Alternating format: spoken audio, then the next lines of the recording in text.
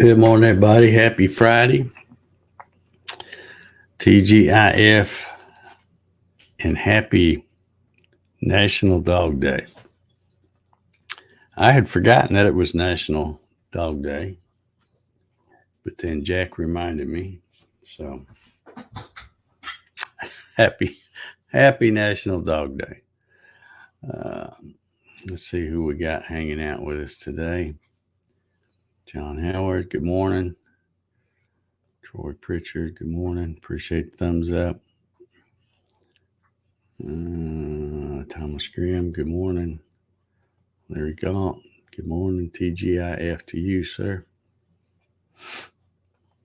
Good morning, Landis. Good morning, Gary. Good morning, Sean. Good morning, Tim. I don't think we've seen you in here in a while. Good to see you back in here. Good morning, George. And good morning, Kevin. Hope y'all are. Oops, wait a minute. I didn't scroll down enough. Let's see. Good morning, Darren.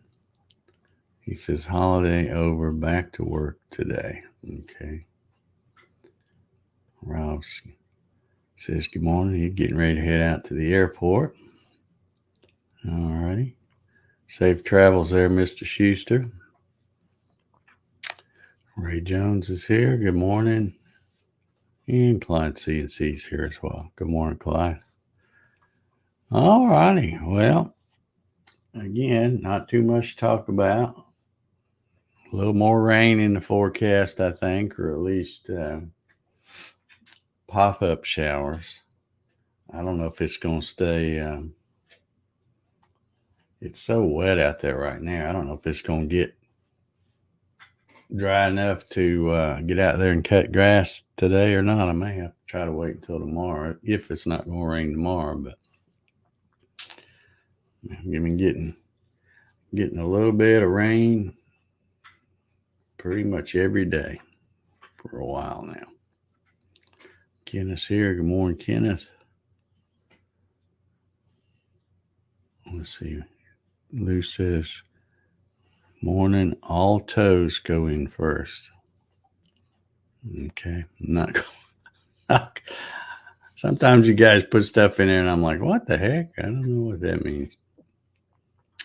Haven't had enough coffee yet, I guess. But anyway, I spent a little time yesterday playing around with those tiles. And I got a couple here I'll show you. They didn't come out too bad. Some of them took a little trial and error. And I'm wondering, I've seen a lot of those guys that do this say to, wipe them off with acetone to get any of the gobbledygook that might be on them when you buy them. And then, then spray paint them. Okay, I see. Loose saying TGIF, toes go in first. Okay. All right. I have not had enough coffee then. But yeah, they say, wipe them off with acetone, then to spray paint them, just, a nice even thing. Start off to the side so you don't get that blob of stuff and go across. You don't have to put much on there. And then they always say to let them dry overnight. Well, I did let these dry overnight, but they were still even a little sticky. And I guess it's maybe because of the humidity when I picked them up to put them in the laser. But this is one of them here. Let's see if I can get this thing turned where you can see it. That's one of them I did, a little pumpkin graphic that I got offline. And then this is another one. And of course, this is after I cleaned them off with acetone. This one looked darker.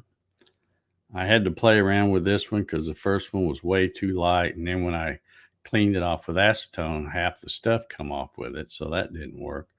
So I ran another one and I thought, yeah, this one's good and dark.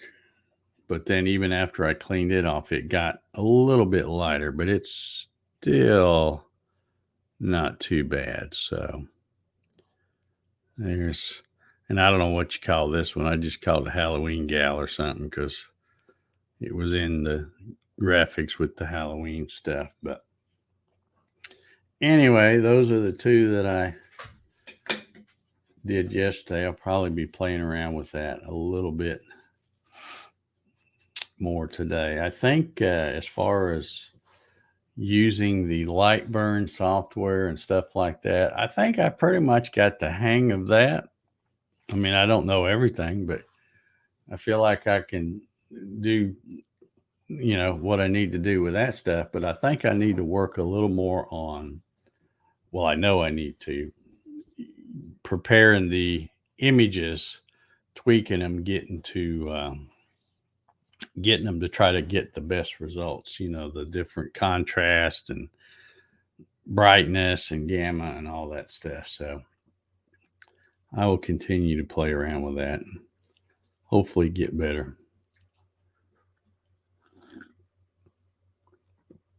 But those ran good. Like I said, I didn't, like I do everything. I don't sit out there and babysit it. I hit them and go sit down and just go out there and check on them every few minutes probably check on them a little bit more than I would say, I don't know, a 3D printer or a router because, it is laser beams. So I don't want to burn the shop down, but it's all in an enclosure and stuff. And, seems to run really well. So just check on it every few minutes. And the pumpkin one took a little over 2 hours, I think, to do it. And then this one, the Halloween Gal or whatever she is, I think that took about an hour and a half for that one.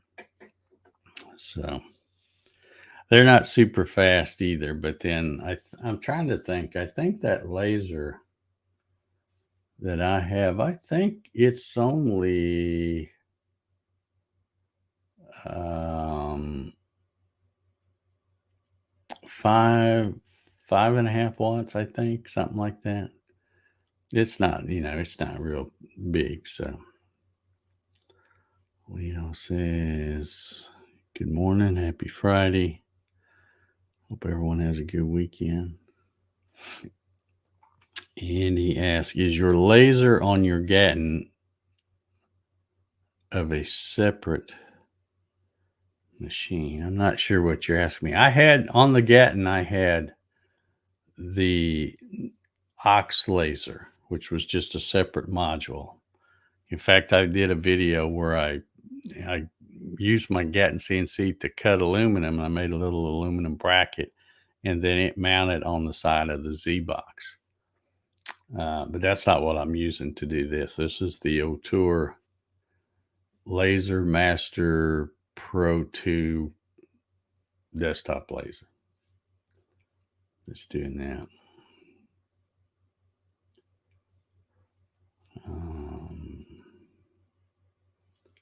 Let's see.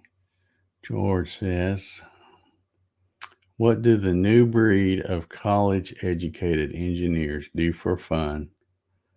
See projects done with old slide rule devices. Yeah, slide rule. I guess that's SR-71. Does that stand for slide rule? I don't know. And the landing in the Apollo 9. Buzz Aldrin reportedly used a pocket slide rule. I don't know. I guess he did. That's probably about all that was around in '69, wasn't it? When did Texas Instruments and what was the other one? Seems like there was another one. When did they come out with the first calculator? Let me Google that.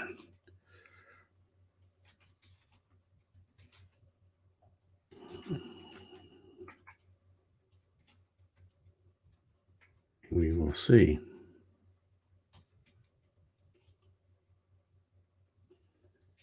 Okay. Yeah, he must have used the slide rule because according to this, and it's on the internet, so you know it's got to be true. It's got to be true. The first programmable pocket calculator was the HP 65 in 1974. Had a capacity of 100 instructions and could store and retrieve programs with a built-in magnetic card reader.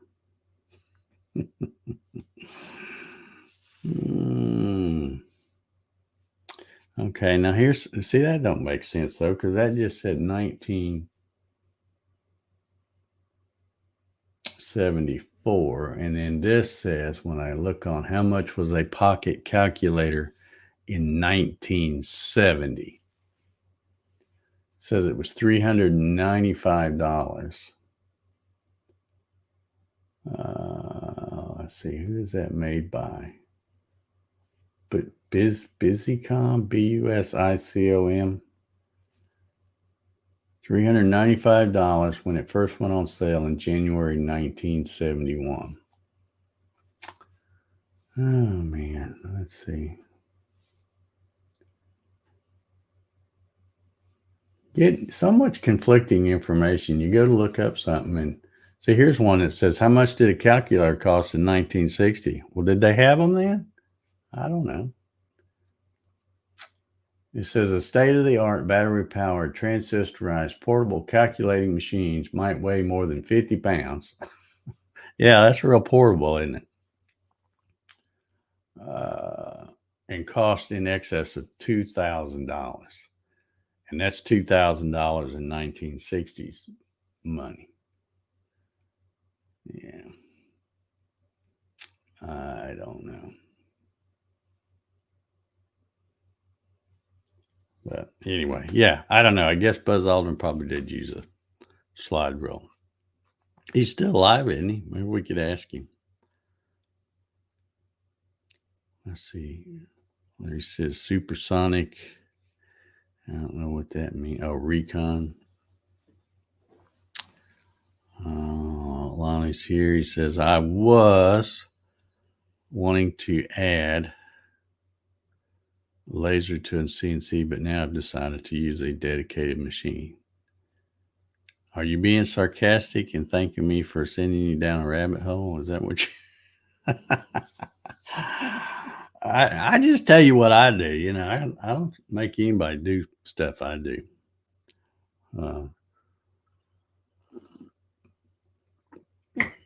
Okay, yeah, scientific calculator is different.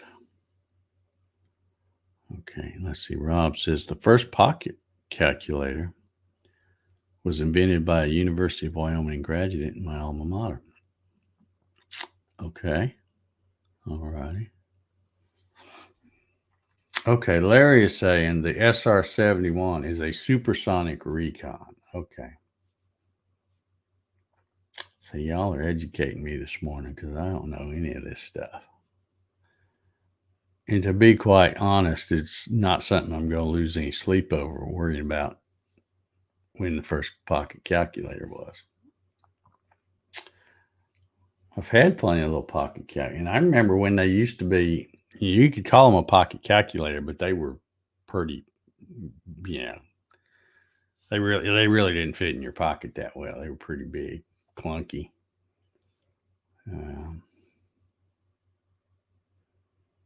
George says computing devices were used in World War II for computing firing big guns. Okay. I'll take your word for it because I don't know. I wasn't in World War II. Mary's here this morning. Good morning, Mary. The lone female in the bunch of, how I say it, coffee people. Yeah, we'll just call us coffee people. Wilson Rubottom, good morning. Appreciate the thumbs up. Got a few of them over there. Larry said he was almost selected to go work on those while in the Air Force. Okay. All right. Yeah. So Lonnie, what have you got a machine picked out? I was telling somebody who was it I was talking to the other day. I have and I guess you can still get them. I don't know if they still sell the one I got or not. The Ortour Laser Master Pro 2 is what I have. And I bought it, I think it was December of last year, I think. And it's one of the rare things that I didn't buy off of Amazon. I bought it from Made the Best. It's called madethebest.com. And I saw what it was. I went down a rabbit hole somebody else was showing. And I think it was Jim, that Edge of Tech YouTube channel. But he was reviewing them and stuff. And he kept talking about that website. And I thought, well, if he's getting stuff from there, it must be okay. But I'm always a little leery of I like to go through Amazon because if there's any problem, you can usually get it resolved. But anyway, I remember I ordered it and took them a while before they even confirmed the order. And that made me a little nervous. And then, because I'm trying to remember what I paid for that thing. Let's see if I can.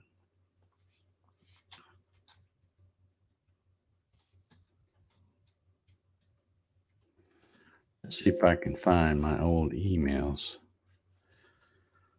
I want to say it was,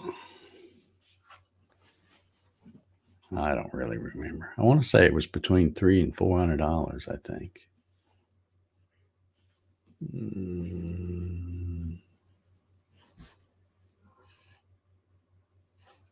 I don't even see anything now like that. Let's see if I. No, I don't see it. Anyway, that's where I got it, and I want to say it was like $300 or $400. So it took them a while to send me a confirmation, and then they did send me a confirmation, and it took a while longer before I got a shipping thing. And then I got nervous because when I would try to check the tracking number thing, it's like it was no number you've ever, it didn't look like a FedEx, didn't look like a UPS, post office, any of that kind of stuff. And I thought, oh Lord, they send me a tracking number that's totally useless because when you go to track it, it shows absolutely nothing. It doesn't even come up with anything. But anyhow, I finally did get it. So they were legit. But then as it got closer, they sent me a different tracking number. And then it was that number I could track it. And I'm like, yeah, they were just stalling, sending me some bogus number, I think. But anyway, let's see here. I'm getting behind on the comments again. Clyde wants to know if that was called a Blackbird. Okay, I don't know what. I guess it's more that Air Force stuff they're talking about. Larry says he likes the Longer Ray 5. That's a little laser machine, I guess.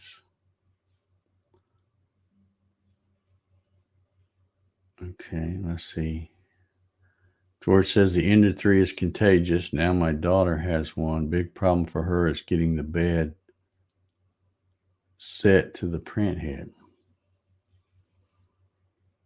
And I guess you mean getting it leveled up or something.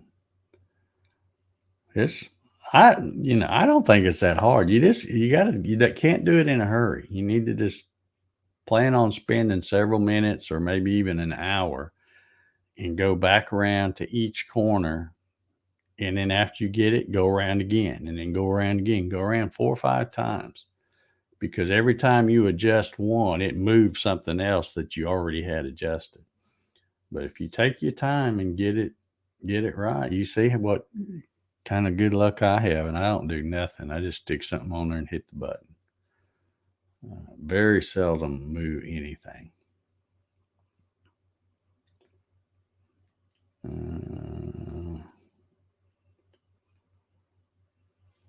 Let's see, what paint am I using on the tile? I'm actually using the exact same kind of paint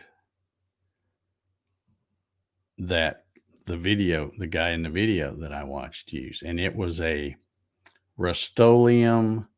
It's a paint and primer. And it's some kind of white.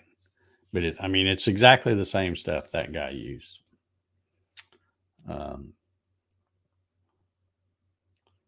But I think because it's been so dadgum humid here, I think that's why it was still sticky even after, setting overnight. Mary says they now make the 3. Yeah, it's $712.98 on Made the Best, $5.94 on Amazon. Okay. Yeah, I don't know if you can even get the 2, or Laser Master Pro 2. I don't know whether they've discontinued that or if they still sell that along with the new one, but I do know the 3 is out. And I never have even priced it because I'm not really looking for another one. Okay, Mary says they do. Thank you, Mary. She's doing all this research for me. What an awesome gal. Says Amazon does have the 2. It's $359. Yeah, I'm thinking. I knew that when I bought it, it was between $300 and $400. Probably between $350 and $400. I think when I bought it.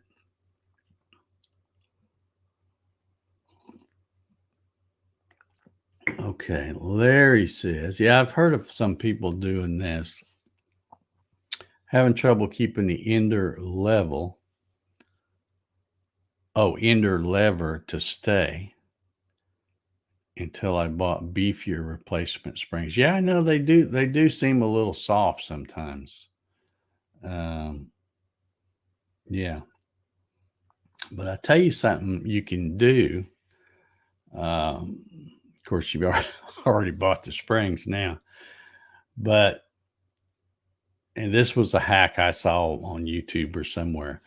If you put the limit switch for the Z axis, it only allows it to, come so far because it's going to come down, trip that limit switch, and then come back up. And that's it. Then you have to adjust the table to wherever that spot is.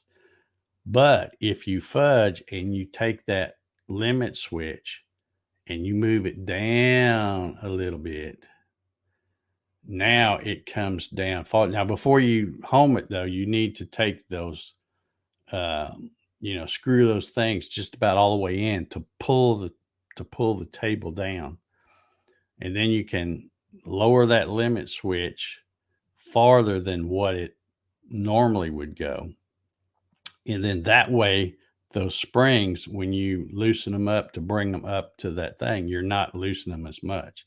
Because the other way, you loosen them so much that, like I said, the springs seem a little soft.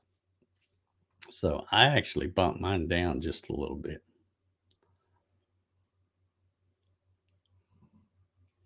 Yeah. Sean says Rust-Oleum 2 times flat white primer. I've had really good luck with it. Yeah. Yeah, this is I don't have the can in here. It's out in the shop, but it is the paint with it's called the Paint Plus primer. But it's exactly the same thing that in fact I saw two or three different people. Uh, one was Paul's workshop. He was using the exact same paint I have. Another one was 3D. What is that guy's channel? 3D printing guy, maybe. I think that's his channel. I can't remember anything these days. And then the other guy, other channel was that dad. I can't I can't remember his channel either. Dad builds something. Uh,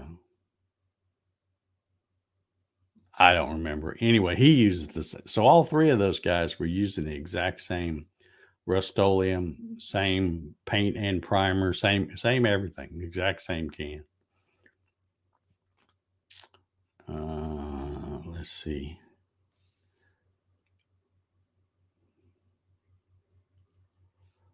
Lonnie says, since I installed the BL Touch Probe, I have never had to level the bed again, and I use my printer a lot. I'm glad those things are working for you. I don't like them. That experience I had with that Creality Touch just ruined everything for me because all the instructions were terrible. Something happened while I was doing it, and then my board quit working, so I had to replace the board, which ended up being nice because now I have a better one, really. Um, because it's quiet and all now, and it's faster than the stock one. But yeah, that just kind of did me in on the touch stuff. I thought unless I buy one where that already comes on it, I don't care nothing about putting them things on. So let's see. Now, who was it? Who was it? It was you, Lonnie, that said you were going to get a laser. Did you ever say which one you're looking at? I don't think you ever said. There's a lot of them out there. The X tool seems to be a really good one, and I can't remember what it's called. X tool D1 or something like that. I saw a guy that I've recently subscribed to, Bearded Builds Company is his YouTube channel. He just did a review yesterday. Okay, Lonnie's telling me to scroll up. Okay, he's looking at the O-Tour or X-Tech tool so far. Okay, well, both of those seem to be good ones.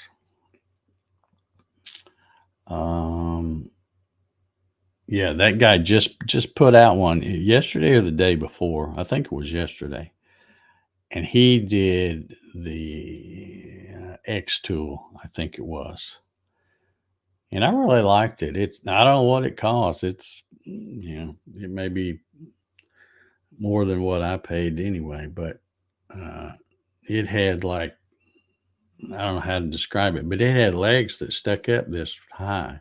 Of course, it's not that big a deal. You could 3D print you some taller legs or stack it on some books or whatever to get it higher. But yeah, he was, and he even, I think his even came with some kind of little rotary that he was doing. It was a little tiny thing, but he was doing some kind of tumbler or something with that as well, I think. Larry says, if I was making to sell, then X tool would be my choice. Yeah. Yeah. I know a lot of folks. I know that was my time. I'm going to get out of here, but I know a lot of folks, do stuff for their Etsy stores and whatever with these little desktop lasers. But I just don't know how they keep up because they're not very fast. They're not very fast at all. So, I mean, there's still a dial. It's kind of like when you put it on the CNC. It's not fast. It's kind of cool having a laser on the CNC, but they are not fast at all. Just like I said, this one right here took an hour and a half, hour and 33 minutes, I think. And this one, I think, took just over 2 hours. Um, so and these are four and a quarter by 4 1/4 ceramic tiles. So they're not really fast. So I would think if people were looking for a laser to make stuff to sell, unless they're just, do you hear that? Alexa, shut up. God, I swear I'm gonna have to unplug those things. She got where she just pops up out of the blue, starts mouthing off about something, and I'm like, nobody asked you anything. Just shut up. Anyway, there it says $1,200 for the 20-watt X tool. Yeah, that's what I mean. See, they're starting to get. Of course, I guess they're still cheaper than a CO2, but with a CO2, you can do a lot more, and you can do a lot more faster. But I guess there's trade-offs on everything. But anyway, I'm having fun. I think I still got another tile or two out there, so I may play around and try to come up with something else today. Because I'm not doing it. Well, I got laundry to do. That's how exciting my Friday's going to be. I'm going to do some laundry. But anyway, we're going to get out of here. Y'all have a good weekend. If you're not doing nothing tomorrow night, come join me for the Hobby CNC with Dave show. Going to be doing another Q&A and showing a bunch more pictures. I've had lots of folks send me some pictures, so we will go through and show those off, plug their channels or whatever, and then go from there. So anyway, y'all have a good Friday, and we will hopefully see y'all tomorrow night. Have a good one, y'all.